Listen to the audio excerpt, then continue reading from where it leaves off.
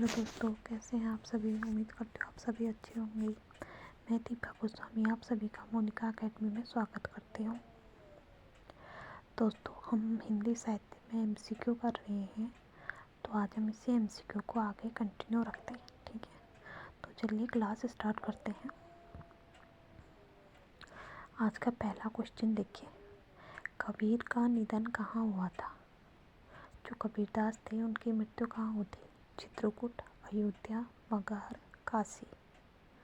तो कहाँ हुआ था दोस्तों कबीर का निधन। मगहर में। ठीक है, ऑप्शन सी। कबीर की पत्नी का क्या नाम था। जो कबीरदास थे उनकी पत्नी का क्या नाम था। रत्नावली, कमली, चंद्रावली, लोई। तो क्या था कबीरदास की पत्नी का नाम। लोई। ठीक है।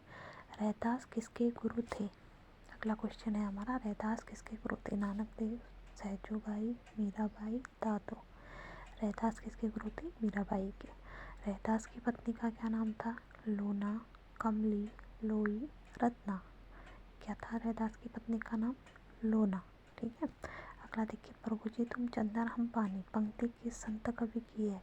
ए कबीर, बी रैदास, सी नानक देव, डी दादो। हम ये पंक्ति हमेशा सुनते आते हैं और अक्सर हम गुनगुनाते भी हैं, तो हमें पता होना चाहिए कि हम इसमें अक्सर मिस्टेक कर देते हैं कि ये पंक्ति कबीर की है, लेकिन ये पंक्ति कबीर की नहीं, रैदास की है। ठीक है।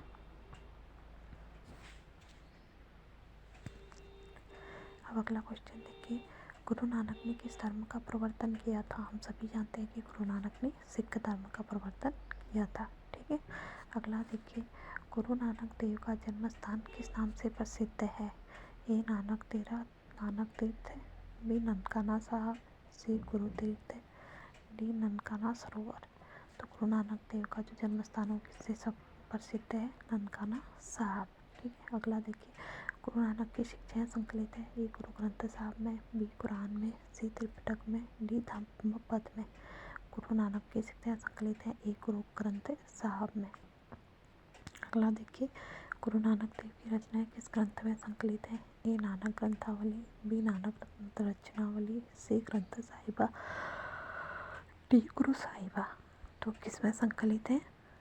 सी ग्रंथ साहिबा में। ठीक है। अगला देखिए, बिश्नोई संप्रदाय की स्थापना किस संत कवि ने की थी। ए जम्बनाथ, बी दादू, सी रैदास, डी हरिदास। तो किसने करी थी बिश्नोई संप्रदाय की स्थापना। ए जम्बनाथ ने। अगला क्वेश्चन देखिए, संत कवि दादू द्वारा स्थापित तो दादू पंथ पहले किस नाम से प्रसिद्ध था।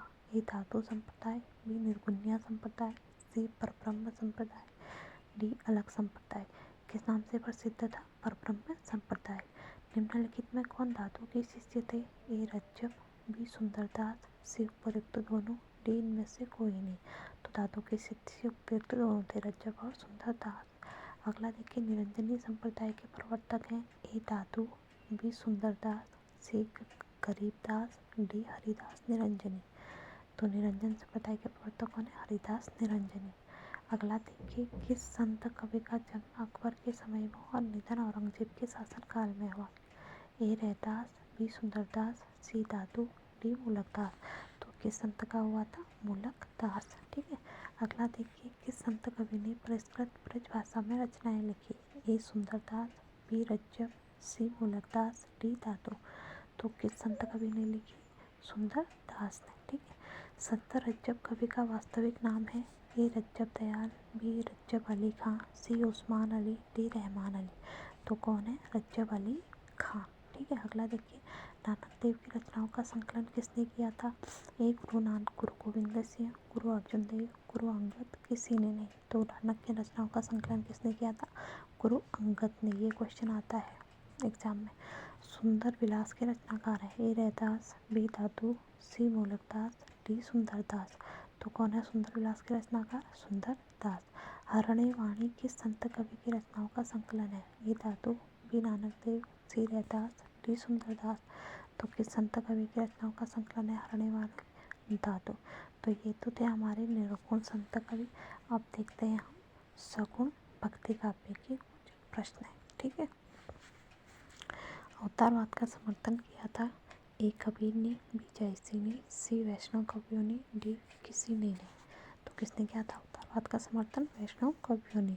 वैष्णव भक्ति किससे संबंधित है? ए शैव धर्म,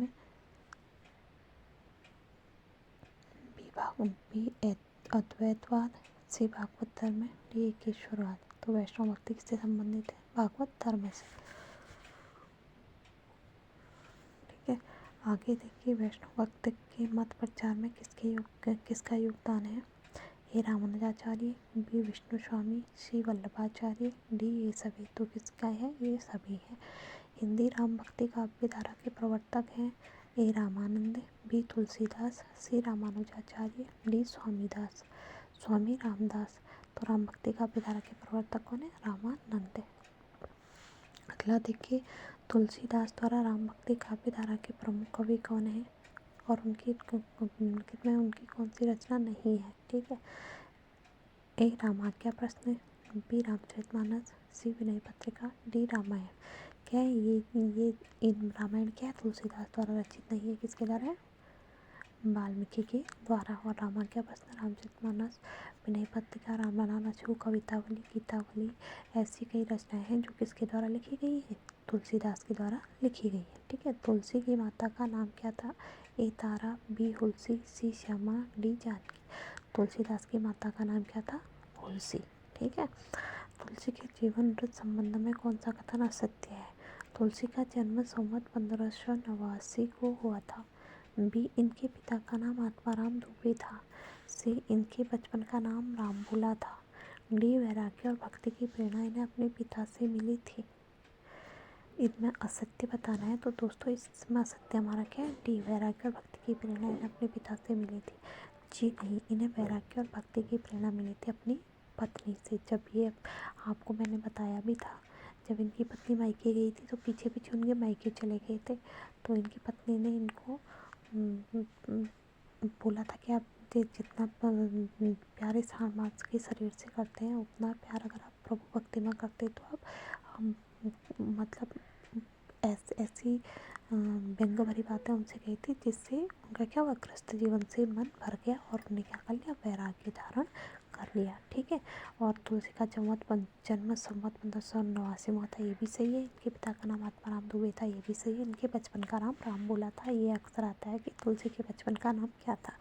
तो ध्यान रखिए तुलसी के बचपन का नाम रामबुला था। तो दोस्तों आज की क्लास को हम यहीं पे विराम देते हैं। आगे हम एमसीक्यू कंटिन्यू रखेंगे क्योंकि एमसीक्यू को हम जितना शॉर्ट में पढ़ेंगे उतना अच्छा है। अगर हम एमसीक्यू में एक दिन में हम ज़्यादा क्वेश्चन लेने की कोशिश करेंगे तो क्या होता है? हम पढ़ तो लेते हैं लेकिन हमारे दिमाग में कुछ रहता नहीं है। ठीक है, तो हम एमसीक्यू को थोड़ा थोड़ा करके रखेंगे। ऐसा नहीं कि एक इतनी ही होगी, कोई क्लास लेंथी भी होगी, लेकिन आज हम इतने एमसीक्यू रखते हैं इसी कारणवश। धन्यवाद।